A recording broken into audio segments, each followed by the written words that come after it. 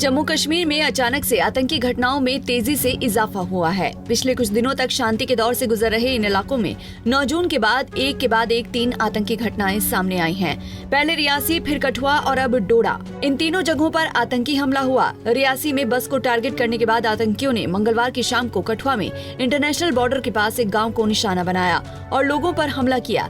इसके अलावा राज्य के डोडा जिले के भदरवाह में भी वारदात को अंजाम दिया। इन आतंकी हमलों के बाद सुरक्षा बल अलर्ट मोड पर आ गए, जिसके बाद लगातार सर्च ऑपरेशन चलाया गया, जिसके बाद मुठभेड़ में सुरक्षा बलों ने एक आतंकी को ढेर कर दिया। लगातार जारी एनकाउंटर में सुरक्षा बलों ने दूसरे आतंकी को भी मार गिराया। वहीं एक सीआरपीएफ जवान भी मुठभेड़ में शहीद हो गए। जब हमको शाम को डीसी साहब ने फोन किया था तकरीबन 8 बजे की यहाँ पर ऐसे मिलिटेंट अटैक हुआ, तो हम लोग सारे जो हमारे CHC हीरानगर की जो टीम है, जो सर्जन्स है, हमारे एनेस्थेसिस्ट है, डॉक्टर्स है सारे, और हमारे इनके जो BMO साहब है, इनकी निगरानी में हम लोग और मैं भी पूरी रात हम बैठे हुए थे, जो वेटिंग फॉर हम डिबेट कर रहे थे कोई। तो एक पेशेंट हमारे को यहाँ रिसीव किया हमने पहले, ओमकार जी, जिनको लेफ्ट आर्म में ब्लड इंजरी हुई थी, तो उनको हमने यहाँ पहले स्टेबल किया। उनको जो भी हमारी दवाई, जो भी हमें ट्रीटमेंट देना था वो करके फिर हमने उसको रेफर किया GMC कठुआ। और तकरीबन रात को 3 बजे हमने एक और रिसीव किया CRPF का पर्सनल, जो कि यहाँ ब्रॉड डेड लाया गया था। एंड हमने कोशिश तो की उसको सस्टेन करने की, तो वो नहीं हो पाया। कठुआ जिले के एक गांव में हुए आतंकी हमले के बाद सुरक्षा बलों का ऑपरेशन शुरू हुआ था, जिसके बाद सर्च ऑपरेशन को और तेज कर दिया गया है। जम्मू इलाके के अतिरिक्त महानिदेशक आनंद जैन ने अभियान के बारे में जानकारी साझा करते हुए क्या कुछ कहा, सुनिए।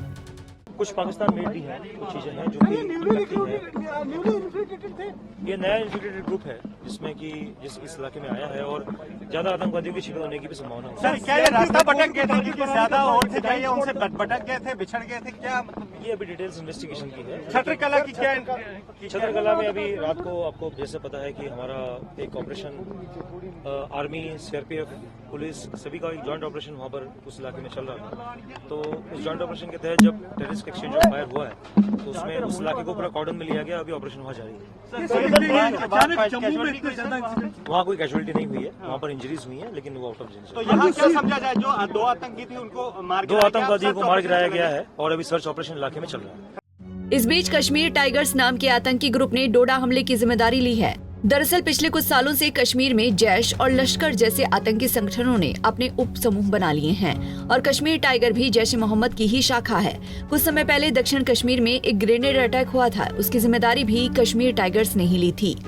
इस संगठन के आतंकियों ने साउथ कश्मीर के घने जंगलों में अपना ठिकाना बना लिया है। ये दहशतगर्द कुछ महीने पहले पाकिस्तान में दाखिल होकर जम्मू की पहाड़ियों में छिपकर अपनी गतिविधियां चला रहे थे।